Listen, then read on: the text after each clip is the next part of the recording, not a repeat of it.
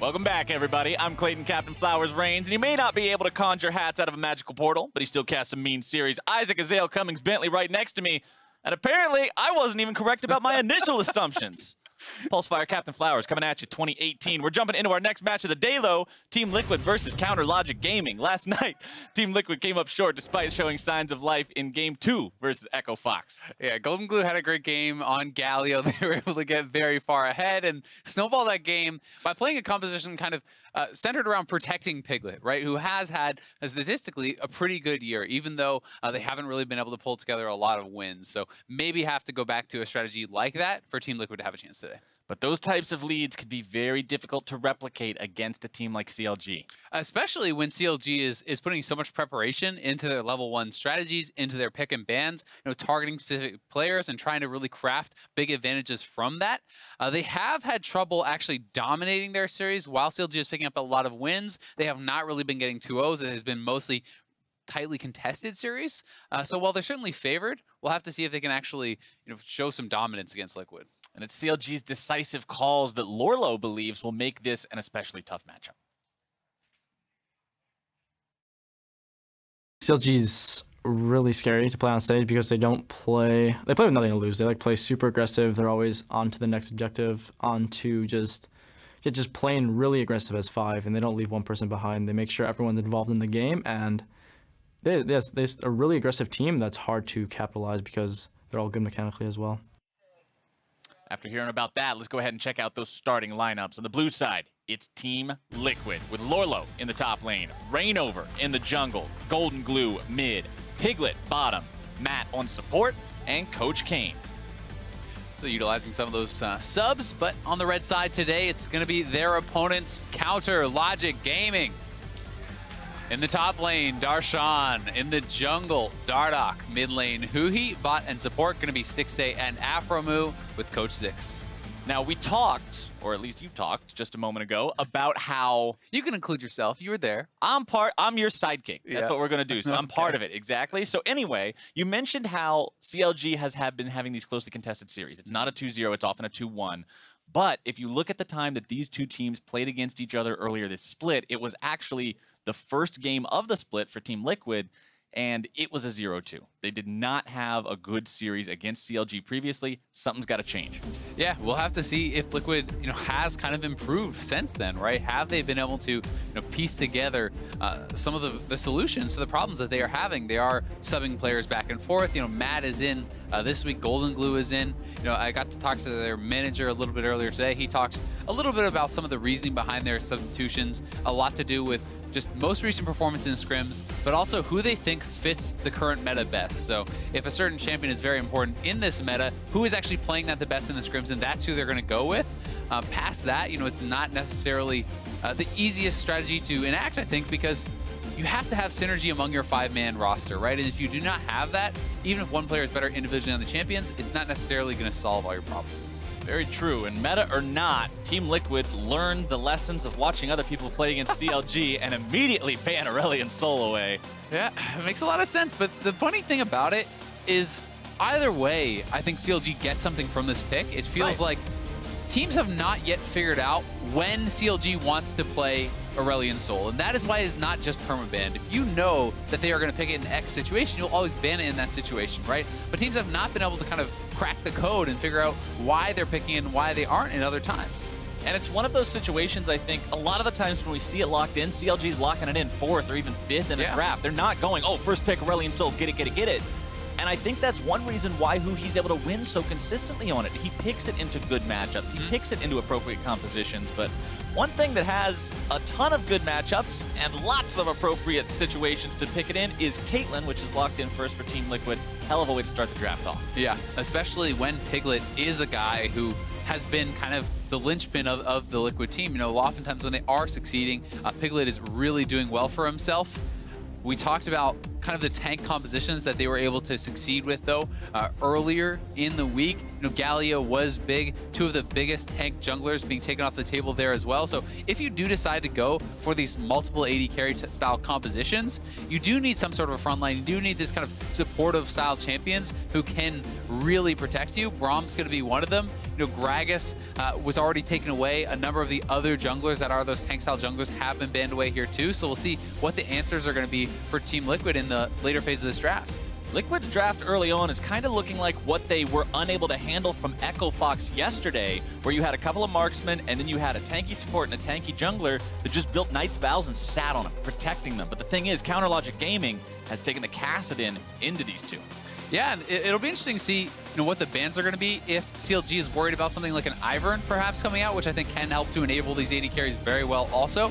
The Kassadin is even better into Corki than it used to be because Corki's damage is almost only magic. The auto attacks are 80% damage, magic damage, and then obviously your rockets are magic damage, etc. Boss bomb. So much of the damage is magic, and Kassadin with the Q can have very successful trades there. You can kind of just survive the early phases of the game and then hope to really outscale the Corki in the side lanes. Well, going into that second part of the draft, we'll see Elise and Shen banned away by Counterlogic Gaming. They know their opponents have locked in everything except the jungle and the top, so you got to target those. That is the nice part for them looking at the early part of Liquid's draft. There's no guessing games to play about where anybody's going to be going. You know exactly what Caitlyn, Corki, and Braum are going to be doing. Gnar banned away by Liquid, trying to keep Darshan away from that. One more to go for them. So far, I'm pretty happy with the draft here from CLG. I do like the fact that they were able to get a nice mid lane matchup despite 2 early bans going over towards Huhi, not really affected too much by that. And there are a lot of these kind of top lane DPS style champions still available for Darshan, and I think that's why they're going to leave him for last pick. They've banned out quite a few of the top laners, with Kennen, Gnar, Galio even, and Shen all off the table. Perhaps Darshan can find a matchup where it's going to be favorable for him on something like the Jax or the Fiora or whatever. Renekton locked in for Team Liquid, so now at least they know that's what Darshan's got to deal with. That's what he'll have to take into that. You mentioning the Fiora, that's one that we see a lot into Renekton, that skill matchup. Yeah, and it can certainly be one that you can handle that Renekton in the earlier stages of the game if you can play it very well, especially if you can utilize your parry to actually parry the stun from the Renekton. You can win early duels, and even if you can't pull that off later in the game, you will certainly outscale. Obviously, that does not mean that the Fiora wins every time. The big thing with the Renekton is that you can much more easily join team fights, really join in on the 5v5, which is the kind of style that Liquid wants to play anyway. They are not looking to split push out a game like this. If Fiora and Kassadin get locked in, that is a very powerful 1-3-1. I do really like the fact that CLG has also drafted very heavy wave clear in their 3-man squad. When you look at Zyra, Ashe, Gragas, some of the best wave clear from those roles across the board. So that is the 3-man squad that would have to kind of hold the line and defend these turrets while Kassadin and Fiora are buying time in the side lanes and really being able to scale, where Liquid is going to want to group up, is going to want to brawl 5v5, and really look to force these fights onto CLG before they can kind of build up to this really strong point on Kassadin and Fiora. And Liquid knows they've got their work cut out for them. Not only has Counterlogic Gaming drafted themselves a very coherent and cohesive team composition that has a clear-cut goal and very clear win conditions for it, CLG is also one of the top teams currently in the North American LCS, 7-2 on the record. And with the results of the earlier games, they could easily get themselves a first-place spot if they walk away with a win here. You always have to worry a little bit with CLG, like, did they get too greedy in the draft though, right? You have, true, like, that is kind of my one big concern. Late game, yes, they are going to be extremely powerful. Yes, they have a very solid comp, but did they get too greedy? I mean, this is Caitlyn, one of the best sieging champions in the game. You have the Corki is going to push in Kassadin early and be able to try to poke away at that turret. If you can make a play bot side and knock down that first turret, rotate mid with your Caitlyn and Corki, start sieging up on the Kassadin. Kassadin has almost no wave clear in those early stages, so CLG is going to need to at least hold even in these lanes until they have Fiora and Kassadin at a strong enough point that they can put them in the side lanes and bring 3-man squad mid. And I really want to keep an eye on Reignover as this game goes on too, because we used to know Reignover as an exceptionally talented Rek'Sai player. He's more than done his fair share of work in the champion in the past, but for those of you who didn't happen to see the stats come up at the bottom of the screen during Champion Select, despite all the picks and all the new eyes being turned onto Rek'Sai since the buffs and since the slight rework, she's got a 32% win rate in NALCS right now. The pick has not been seeing a lot of success. Yeah, it has been super high priority, as you said, but just not really working out. And it's kind of one of those funny things where sometimes these picks do pop up in NA that are super popular, but for whatever reason, they're just not working out. I think a lot back to top lane Jace. That was something that there was an abysmal win rate in NA. It was something at like 13% for a while. Like, it was super low. And Rek'Sai is not at that level, and I think partly it's people kind of getting comfortable on this new style of the champion and really figuring out what works, because you are still seeing a lot of differences in builds. Some people go Cinderhulk, most go Warrior, some are going Chilling Smite, some are going Skirmishing Saber. There is definitely some disagreements on how you should build it and how it should be played. And honestly, that's one of the most fun times to watch a champion be played, because you get to see the differences in style. It's not essentially a solved equation where everybody knows what variable to plug in and the optimized way to play it.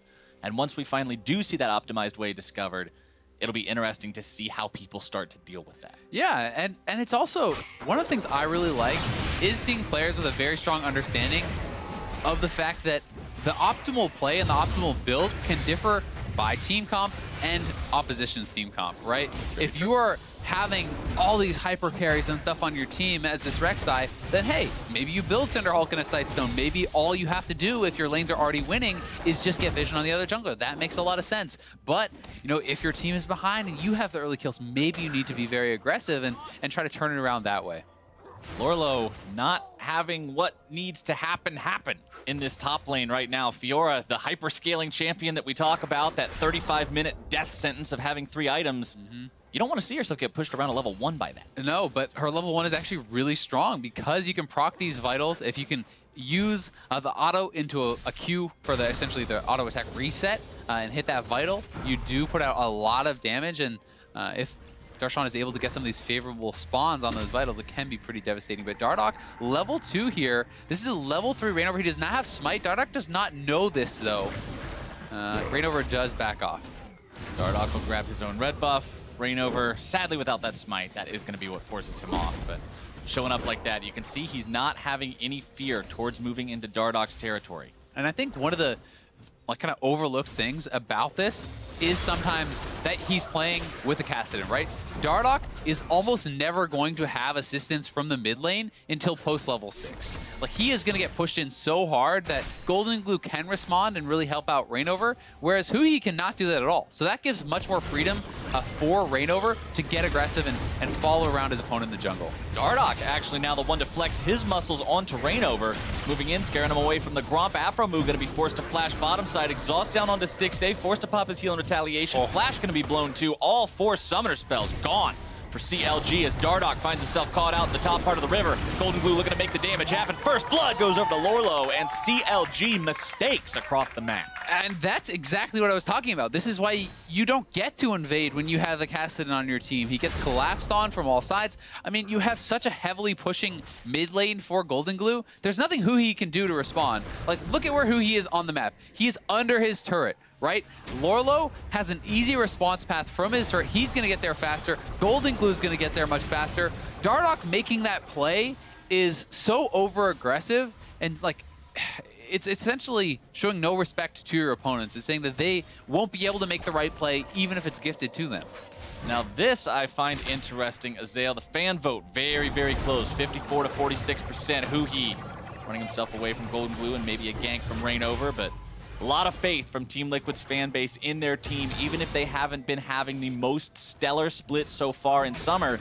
They're saying it doesn't matter. They can go toe-to-toe with CLG at the top of the table and earn this win. And Liquid does have a very loyal fan base, and definitely hoping that they will be able to bounce back and start righting the ship, so to speak, as Liquid has had kind of a rough go of it for the last while. And before that, though, they were kind of one of the top teams in the NALCS for quite a long time. I mean, the Liquid 4th memes are kind of a thing of the past. I think they would be happy to take those back at this point.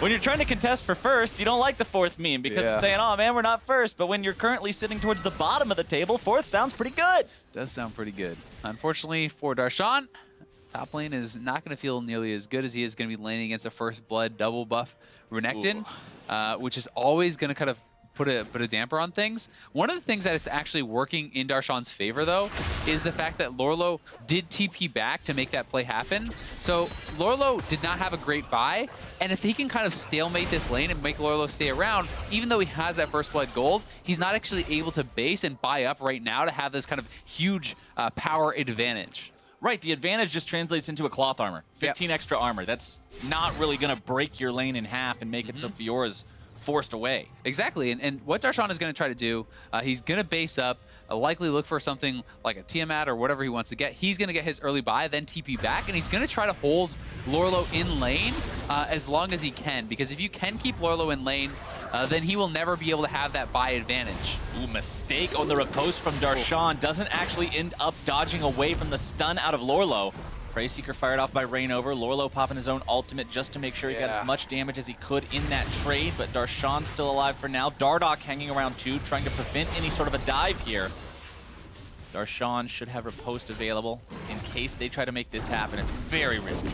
Yeah, and unfortunately now, Lorlo is going to get that base off. Darshan TP'd back in, but was not respecting the level 6 there from Lorlo, and I don't know if you even want to stop that. Is he just dead now? I guess he'll be okay. No, but he's still. all right, but that was brave. Yeah, I mean, he is okay for now, but Rainover back up to the top again. Darshan just really doesn't want his opponent to spend that gold. That is why he is going for this, but it's putting him in kind of a rough spot because he took too much damage on it, and it could be Dove now. They're going to look to set it up, at least to zone him off this farm. I don't think that CLG can really 2v2 this. Liquid trying to fight it. TP coming in. CLG. This turnaround could be pretty big for them, shifting the momentum of this game. Huhi with the here too, though. Wall. Golden Glue going to be arriving now as Lorlo gets himself out. Rain over the target. CLG health bars below half on 2 members. They need to play this cleanly. Still 3 versus 3 for now. Huhi trying to make that move. Phosphorus bomb comes out. Darshan here in the middle. Oh, he parried the slide. Team Liquid is annihilated. A double kill for Huhi. That parry was so good from Darshan because not only does the parry stun the person who's using the CC, it stuns everyone in that line. So he actually parries CC, stuns all 3 members, it looked like, of Team Liquid there, and they get just annihilated. You see all 3 health bars tick down to about 100 at the same moment, and then Huhi wipes them off the map. Beautiful from CLG. Now, though, they will lose their bottom lane tier 1, and Liquid will grab turret first blood. And that 8-minute turret, the bot lane right now for TL is slamming Stixxay and Aframu. They are very far behind after losing that turret. And here's the play on the top side again. They certainly couldn't go for this 2v2, but a nice avoidance on that slice and dice from Darshan means that Lorlo does not get the reset. Huhi TP's in. Golden Glue has roamed up, but Lorlo already fairly low, and CLG plays this very, very well. They have the squishy members in the back line. Then Huhi flashing forward to get the slow on multiple members. In goes Darshan. Now look at the parry right here. Yep, there it is. He parries 2 people, it looked like, got stunned by that. And everyone just kind of gets AoE'd down and cleaned up. He stunned the other 2, and then Lorlo had to root himself to do the Renekton stun, and Golden Glue very visibly unhappy with the way that played out. Yeah. CLG getting easily the best of that. I mean, this is a Roa completed at like 8 minutes and 30 seconds for Huhi. That's insane. Yeah, you were talking about how he's going to get shoved in by Corki, and the early game's not going to be fun for Kassadin. Well, when you get past early game at 8 minutes, all of a sudden it's a very different story. Yeah, and Golden Glue knows he's going to have to lane against this guy now, who is going to be a monster, and that's not going to feel too good. But they do have to kind of worry a little bit about the fact that they lost this bot lane turret this early. It's somewhat alleviated because they had gotten these top lane kills, but you can certainly expect Caitlyn, Corki, Braum to look to start sieging up mid, to try to push in this Kassadin and really take that over. We'll see how CLG wants to respond, if they want to just send Huhi bot and hope that their dual lane can then hold on in the mid lane and defend these turrets, because you certainly don't want to start bleeding out too many turrets early on. And you mentioned that exact point in Champion Select about how if they do move into mid lane, the wave clear isn't there. Rod of Ages or not, Kassadin does not have that built into his kit, not from safety. So Huhi will be tasked with having to bring somebody down towards his lane to defend against that if it goes that way. Oh, that ward just expired as Dardoch moves up here, so that is very unfortunate timing for Lorlo. Lorlo is kind of showing some respect over to the fact that the jungler could be there, but for now, looking like he will be safe.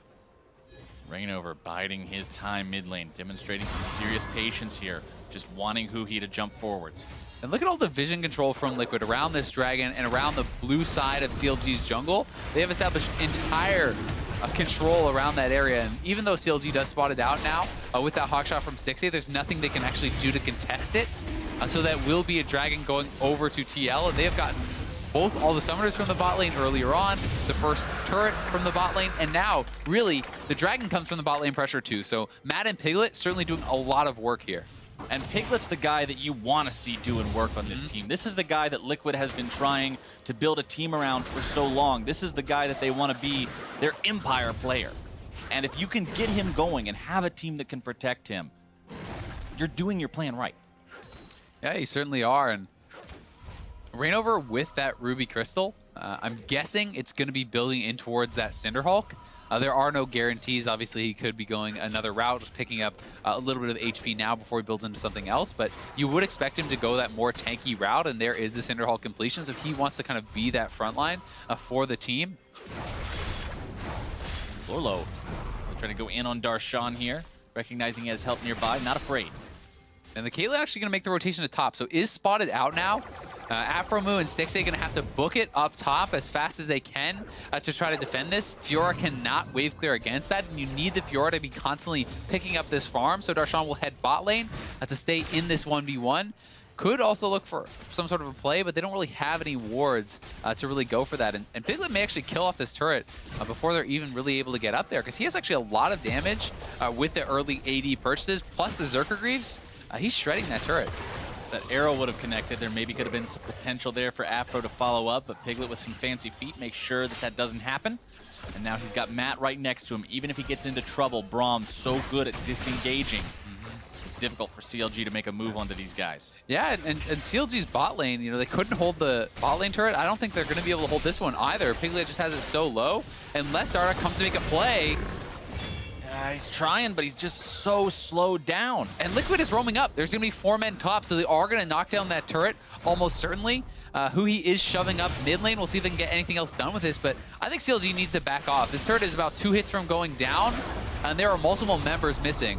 Meanwhile, bottom side, full one-on-one breaking out between the top laners. One more hit from Darshan will do it. Lorlo trying to keep himself alive, but it's not going to be enough. Darshan pausing an extra half second to get one more little bit of healing, but he will take him down in that 1 versus 1. However, losing the top lane tier 1 for the side of CLG. Yeah, and they've lost 2 turrets. Darshan can buy them time, but they do need to utilize the Gragas and the Zyra and this Ashe to be able to wave clear it out. We'll see what kind of early purchases Stixxay is going to go for. He may need something like a Shiv or a Hurricane just to kind of help with that early wave clear if he can get it. And here is the play again. Lorlo has been getting chunked down, and Darshan moving forward, very confident to set up these plays. So he procs the Vital, then pops his ultimate to reset and have another easy Vital on the same side. He's simply waiting for that turret shot, which was guaranteed to hit him, get as much healing as you can, then step out of range. And you brought it up in Champion Select as well. The CLG win condition, the 1-3-1, how strong this team is doing that when you have a Fiora and a Kassadin. Fiora's 2-0-2, Kassadin is 2-0-1. The gold is where it needs to be on this team. It's just the difficulty, like you said, in making sure that Stixxay and Afromoo and Dardoch can hold the line as 3. Yeah, and once Stixxay and Afromoo, I think, once they are kind of at a more stabilized point, once you see some more items being picked up on this AD carry, then you certainly will have enough wave clear to really kind of hold that line and be able to at least kind of hold it neutral against the Caitlyn and the Braum. Until they get to that point, it is going to be a little bit more rough, but they're certainly going to be having a lot of ways to buy time with Darshan, who's very strong, and with who he is also very, very strong. And comparing teams that are at the bottom of the standings to teams that are at the top of the standings, one of the biggest differences you see between them, usually, it's not a guaranteed rule, but it's pretty common, being able to take leads and turn them into bigger leads, being able to turn a lead into a win, right? That translation process in terms of actually blowing up the enemy nexus. That's what I'm going to be looking at for Liquid right now, because you are in a position where you feel stronger, where you feel more in control, except in this Fiora versus Renekton matchup. This is where they're slipping away a little bit. But elsewhere on the map, Piglet is huge. Yep. This team has some real momentum opportunity, but can they find it and use it? And how well do you play to your win conditions, right? Like, that is another really big thing. Sometimes some of the lower tier teams, so it's like, well, you're really strong if you group up right now, but they stay too long in the side lanes. Or you're really strong if you can avoid the team fights, but they don't get enough vision to be able to do that. So you need to play really around your strength. And I think for this squad, it is going to be sieging right now. So we need to see them continue to pull that off. 2v2 up here. They're going to have to bail out for CLG. Yeah, no way you're making that fight happen underneath the enemy turret. They will knock Lorlo back. Still looking to go in even further now. Rainover retaliating with plenty of damage on his own. Rek'Sai does so much DPS now.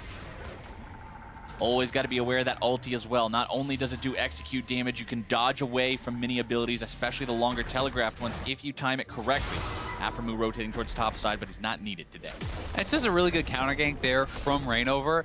Still, unfortunately, because Lorlo kind of stepped a bit forward, they're able to trade a lot of damage back, threaten him off the turret, and that means a turret going down for CLG, and that solo gold going over to Darshan means this Fiora is just going to get to a strong place that much faster. That is very, very good for CLG. Get some of the global gold back here. Hydra already completed now. We talk a lot about the kind of 2 and 3 item points for Fiora. 2, I think, is really where you're starting to bully people very hard, and 3 is often where it becomes almost impossible to ever lose a 1v1. Yeah, I mean, it becomes difficult to lose a 2v1 depending on the champions. Once you have 3 items on Fiora, with Death's Dance normally being that 3rd item, the amount of regeneration and damage block, essentially, that it gives you, very, very difficult to deal with. You can see right now, Piglet this game, CSD plus 11. Normally, he's -1 for Summer, so a better game than he's used to having now. Infinity Edge completed on him, Trinity Force on the Corki, Black Cleaver on the Renekton. Those single item power spikes are starting to show, but for Lorlo, it's still pretty rough.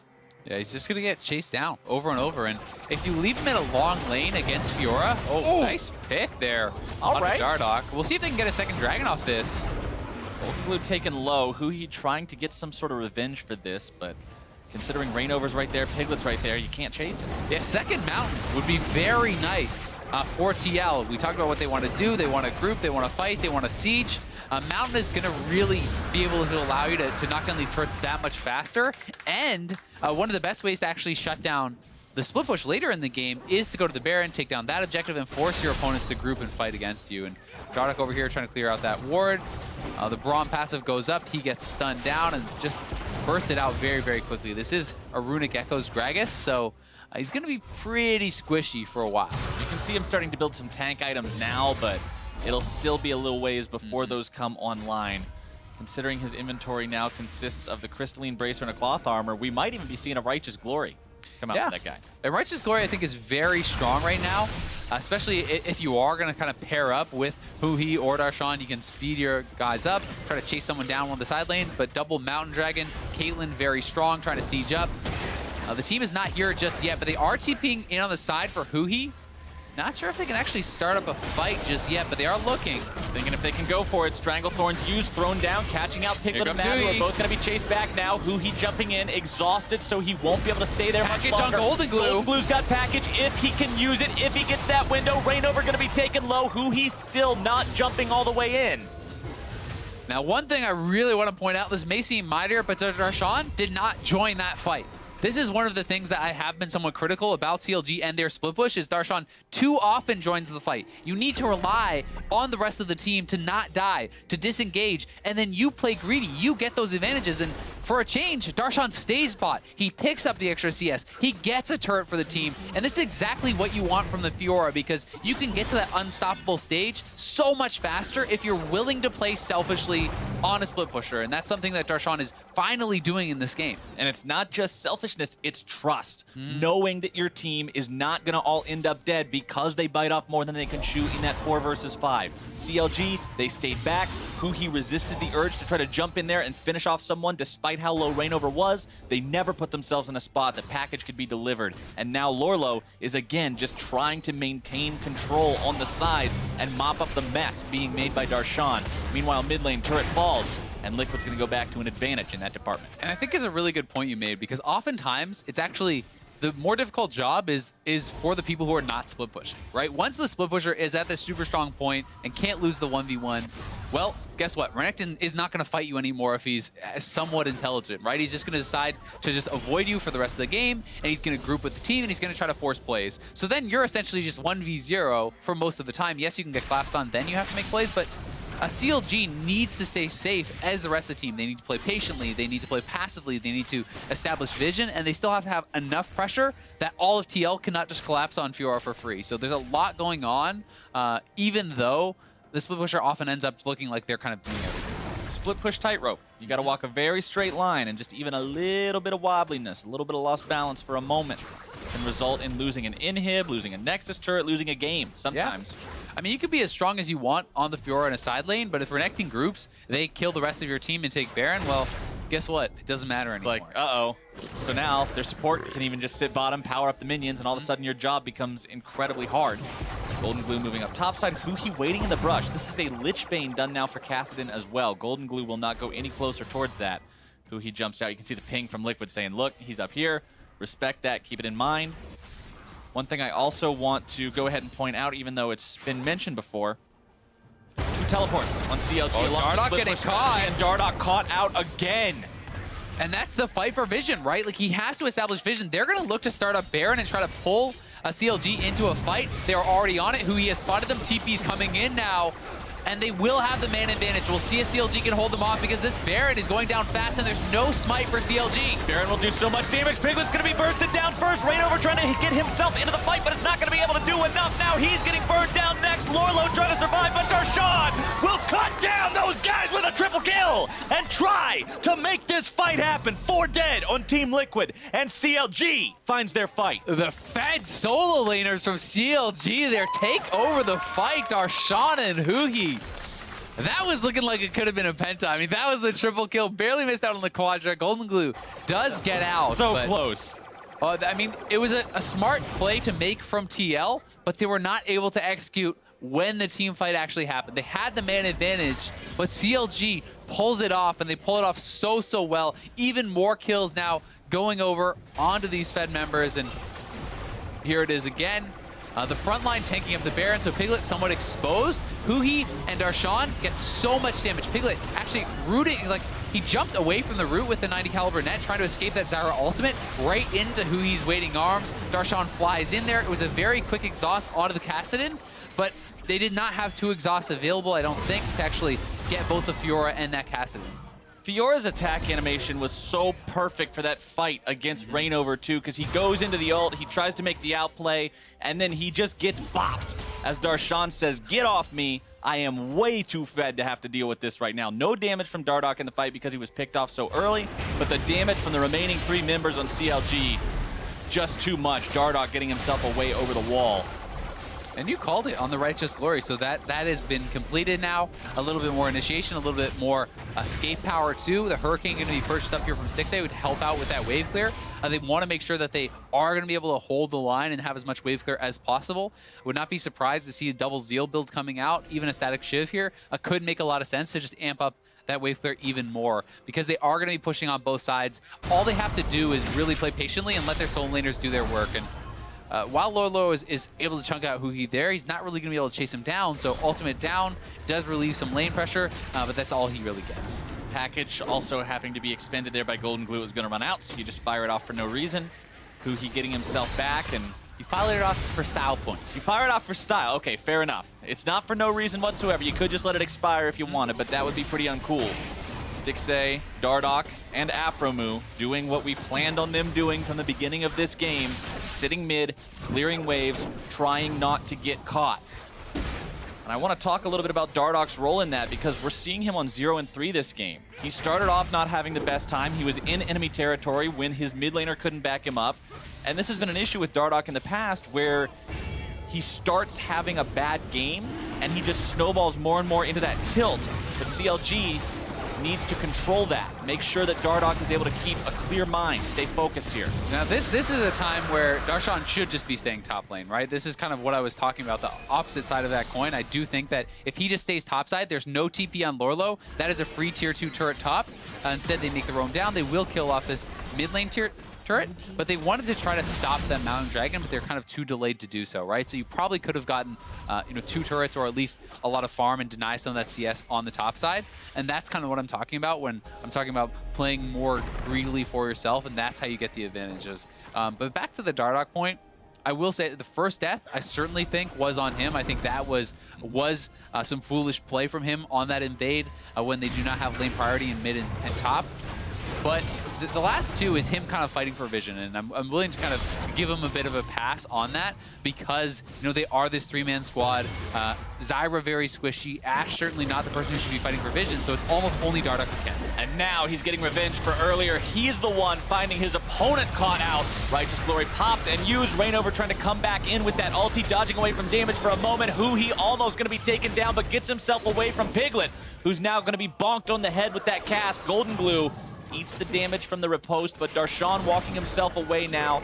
Looking to steal the blue as they make their way out. Keeping that off of Corki can be very big. Dardoch going to go ahead, make sure he smites it. Off to the side, Piglet is taken down. Stixxay on a killing spree. Golden Glue, flash, body slam. Darshan over the wall will cut him down. Dominating for that Fiora. And now Matt and Lorlo are also headed straight for the grave. Matt, the last man standing, but not for long. A double kill for Stixxay. The 5-for-0 ace across the map for CLG. They can head right to Baron. 3 Mountain Dragons on TL, but it doesn't matter if you can't actually secure the objectives. And Reignover should be able to get over there if he wants to actually chance it, but he does not have the vision, he does not have the confidence that he can actually make anything happen. He's going to make the safer choice, just take down the minions, but this does mean a CLG will pick up a free Baron. CLG was down for quite a while at the start of this game, but after that botched Baron called by Liquid, everything seems to have shifted. The pendulum has swung, and CLG firmly now in the driver's seat. Look at how far that gold grab has plummeted. And you can really blow this gold lead wide open now because you are at a point where you have 2 incredibly strong split pushers and you're going to Baron up 3 lanes of minions, right? You can very easily set up the 1-3-1 and that is so big for them. But it's a nice pick playing around that vision. Dardoch waiting on the side, no one moving to trigger the tremor sense. That kind of gave Reignover some of the confidence to be moving up there. He does get taken down. Huhi able to escape on the side, and Darshan kind of zoning Golden Glue out of the fight, so it's already a 5v4, and then Piglet kind of stuck around. He wanted to try to make something happen. He knows he's a pretty strong member, but Huhi and Stixxay can move over here, and you're not that strong. You do get still bursted down very quickly. And right as I'm talking about Dardoch staying cool and not putting himself in a spot where he's being hard on himself for the death so far or starting to tilt from the performance, look at what he does. He comes back into this, sets up some awesome plays. He's the one who starts things off against Reignover, plays his role throughout the entirety of the fight. And honestly, we heard from CLG earlier this split talking about, yeah, Dardoch's on the team, and we think we've got the tools to work together with him to really unleash his full potential. Yeah, and so far it's looked good. I mean, he's obviously not the carry of this game, but he is doing his job. You don't always have to be the big star. You don't always have to be the carry. And when your solo laners get this fed in this composition, all you need to do is kind of walk around, get vision, just kind of play very normally, right? You don't need to make anything crazy happen because you're going to be able to bleed the game out. Already turret in the bot lane has gone down. Fiora going to be pressuring the top side. Huhi moving forward towards the inhibitor turrets now with that Lich Bane. If he gets some hits in, that's going to go very fast. And it's so hard to wave clear on all 3 sides when you are already behind against the Baron buff. By the way, with as fed as Darshan is, he's currently at 2.5 items and has the money to go all the way to the Death's Dance next time he goes back to base. So that Fiora breaking point has been hit. 28 minutes into the game. Lorlo just never really able to find where he needed to be this game to make any sort of a big, meaningful impact. And just look how much damage Huhi got. With 1 wave, he almost killed the full inhibitor turret, right? Like, he's able to get 1 hit on this. This is dead now. They cannot defend it, so they're going to either have to try to start a fight with this package, and that's going to be the choice. Huhi can just back out, though. He's level 16. He has a lot of CDR. You cannot chase this guy down, so now Fiora on the other side going in on the turret there, and he's flashing forward on the Piglet. Trying to issue the grand challenge. God. There's no try to it. He deletes him. The riposte coming out, trying to find the stun, buying him a little bit of extra time. Darshan skating around, looking to dodge. Can't quite do it. But they're pushing in on the mid inhibitor turret. Huhi can go knock down that bottom one. That is 1 auto on the bottom turret. They're closing in on all sides. Threats everywhere. Liquid makes their defense, though. They take down Afro Moon, now looking to go on to Stixxay. They'll find him. 2 health bars are low, but Liquid has mounted the counteroffensive. Dardoch trying to run away, going to be caught out next, trying to stop them with a body slam and buy time for Huhi, the lone remaining member of Counter Logic Gaming. TL, they mounted a defense. They do at least make the play, take down some kills. They have lost 2 inhibitor turrets, though, all their outer turrets. So that was 5 turrets picked up there for CLG on the play, it looked like. And Here is the engage, the three-man squad, getting a little bit too aggressive. I mean, Fiora has been knocked down. They want to try to pressure while Fiora had been drawing them away, but this is just from one side of the base to the other. This is not one side of the map to the other, so probably should have backed off and played a little bit more cool, as Huhi was already on the inhibitor turrets on the bot side. So this is kind of part of the push and pull that you have to play very well as that three-man squad. And here, Stixxay, Afro, and Dardoch getting a bit too confident, stepping too far forward, and they make a blunder that buys TL some time. And even though 4 CLG members died in that last fight, it was still a 3,900 gold Baron power play for CLG off of taking that buff. So considering these guys now have 2 different inhibitors that they can siege up with nothing in their way, considering they're now working on an Ocean Drake for themselves, this is still a CLG game. Liquid's got a long way to go to come back into this one. And even just compositionally, like, you have gotten to the point where you have a level 17 Fiora and a level 17 Kassadin, and these guys are both very, very fed, right? Like, they're approaching their 4th item now at 30 minutes into the game. So no one on the map can 1v1 either of these players. And then when you put them in opposite lanes, how do you actually assign all your members? Do you put 2 with each of them? Well, then there's 3 men, only answered by 1 person from the 3-man squad of CLG, and it just gets so hard to really ever answer that with exposed inhibitors. Darshan's just going to push up the top lane, look to force on that. Huhi shoving in mid lane, and the CLG 3-man squad are trying to establish vision on the bot side and really try to keep the waves pushed up there so they can pressure on all sides. At the beginning of this series, you said Liquid got some early advantages yesterday against Echo Fox, but that could be hard to do against CLG. And they did do it against CLG, but holding on proved to be the real difficulty. It wasn't getting that grip on the game. It was being able to hold it tight enough without it slipping away. And it's the fact that while they got great advantages on the bot side, their mid and their top were losing very heavily because of the 3-man fight, like the 3 kills that went over in the top side of the map. And that one skirmish really did kind of dash a lot of TL's hopes for this game, because that put Darshan and Huhi at such a strong point. And now CLG looking to try to put the closing touches on this game, pressuring in on all sides. We'll see when and if they step forward to actually make that play. Sort of splitting off into a 2-man group and a 3-man group now instead of the 1-3-1.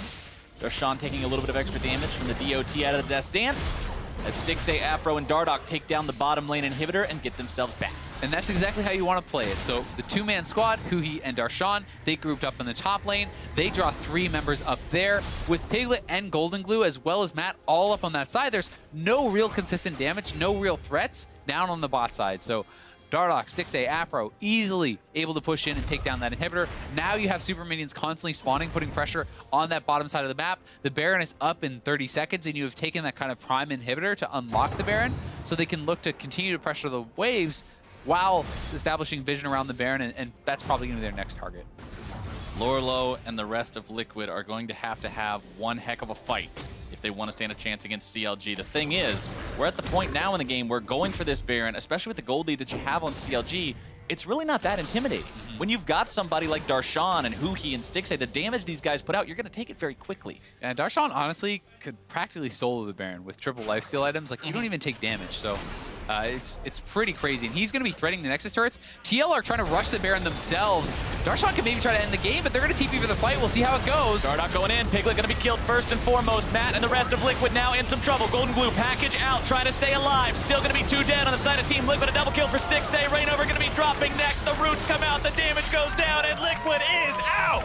A triple kill for Stixxay. TPing into the base, and that is going to be that. The clean ace by the Baron. TL goes for the desperation play, knowing CLG will rush that Baron eventually. They try to make it happen. It does not. And this one's going to get closed out pretty quick.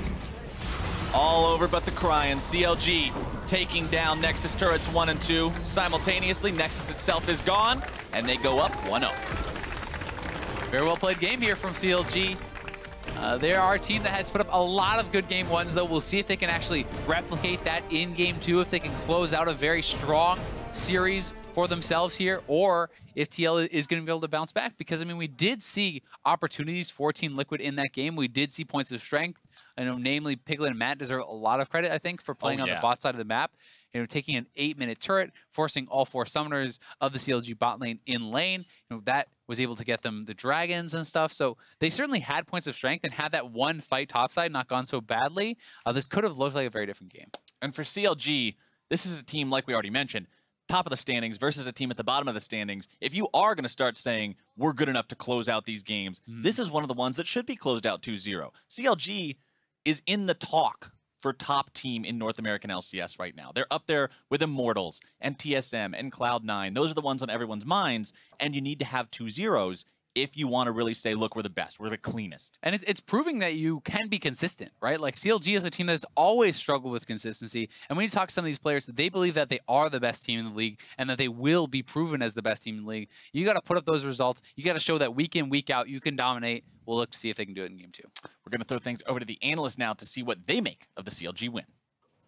Thank you very much, Captain Flowers. You talk about them wanting to make a case for being the #1 team in the league. If they win the next game, they move to 8-2, and they are the #1 team in the league. Now, granted, it's about getting the work done here against Team Liquid, one of our bottom-tier teams at the moment. But CLG gets it done here with only maybe one minor mistake throughout the game. And they do it this time with Darshan back on that Fiora in the side lane, trying to find that split push synergy that they used to have. And to be fair, I actually don't really like the team comp that they ended up with. The first 3 picks, I love it because you see what TL is going for here. They're basically trying to copy the Echo Fox strategy that they lost to in the previous day, where with the Corki, Caitlyn, they set up in front of turrets. You can't get moved out of them without a hard engage. And in the first 3 picks, CLG grabs Ashe, Gragas, and Castan. And I'm thinking, great, that's a lot of engage. If we want to fight, we're going to fight. Yeah, you're going to force them off the turrets. But then they go Zyra and Fiora, and they end up with a very low wave clear, not as much engage as they started out with comp that focuses more on split pushing, and it felt a little weird when they could have, either put the Gragas in the top lane, not ban that Elise and go for Rek'Sai Elise trade. They had a lot of options to get like a solid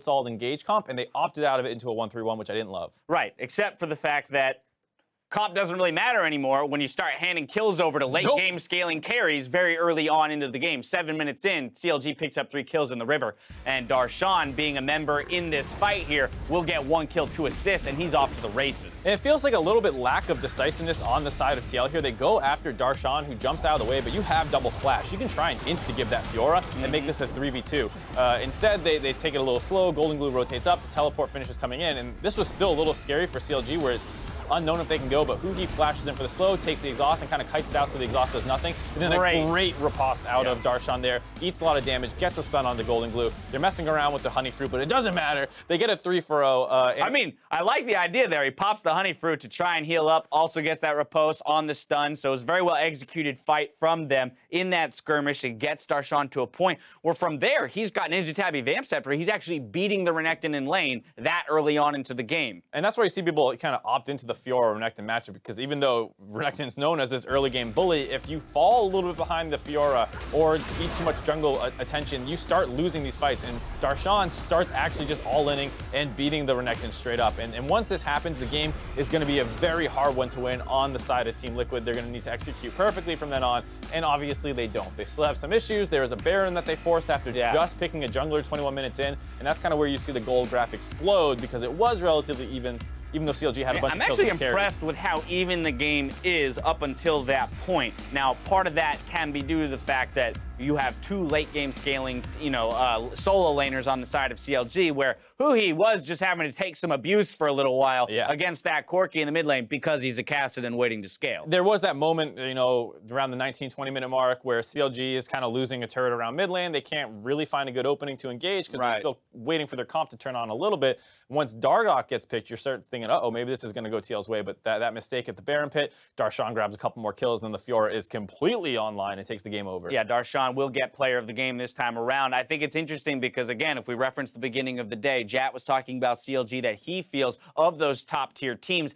does work the best as a team in their actual team play. And so even on these split-pushing champions, we saw the final fight comes down to the, a Baron contest in which Darshan has to make the decision. Do I split push the Nexus or do I come in and provide the damage? And more often than not, Darshan's the kind of guy who's going to join his team. And I think sometimes you can say you don't need to do that. You can keep going for that split push, end the game, let the Kassadin harass people trying to recall, but they're so far ahead. Don't risk somehow losing that 4v5 fight. Make it a 5v5, crush the team fight, end the game. And Darshan continuing kind of this resurgent year right now where he is arguably, statistically, the best top laner in the league almost. The other thing, I want to go circle back back to the draft, because the one thing I will say about the CLG draft that I do like is the fact that they go for late game scalers. And because you're against Team Liquid, right? Team Liquid is the kind of team that has shown, even with massive leads, struggles to close the game out. And if you are a decently well-coordinated team like you are CLG, you could probably largely stall the game out. Of course, they do lack wave clear in this instance, and that was that one moment you're talking about where they're losing their turret in the mid lane.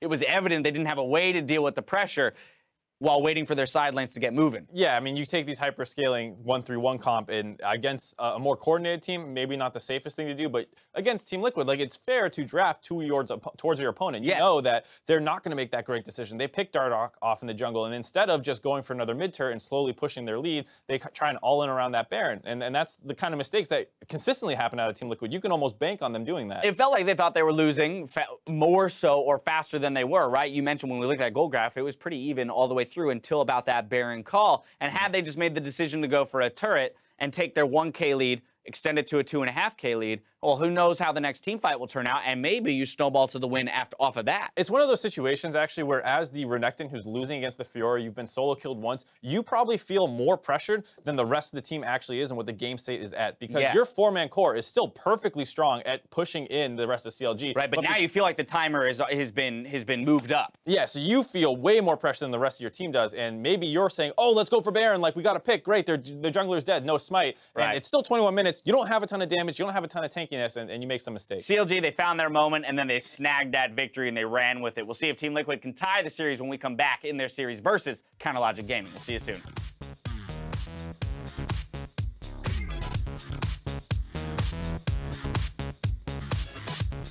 Still 3 versus 3 for now. He trying to make that move. Phosphorus Bomb comes out. Darshan here in the middle. Opposed Oh, by he multiple carried the people. side. Team Liquid is annihilated. A double kill for Huhi. That carries. Go. Runa Kaelin. Kaelin's dead. Coming. Go. Corky. I feel. Just go. Rek'Sai. Rek'Sai's dead. Corky. Go. Renekton. Do Baron. Baron. We got it. Nice. Baron. Take Baron. Most Matt and the rest of Liquid now in some trouble. Golden Glue package out, trying to stay alive. Still going to be 2 dead on the side of Team Liquid. A double kill for Stixxay. Reignover going to be dropping next. The roots come out. The damage goes down, and Liquid is out.